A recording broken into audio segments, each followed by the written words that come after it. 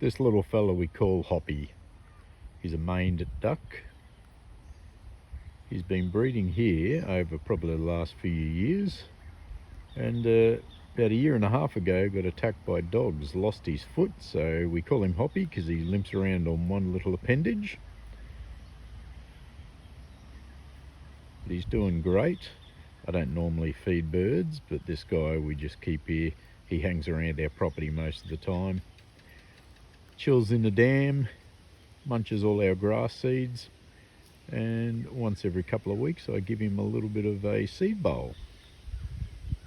Isn't that right, sport little bugger?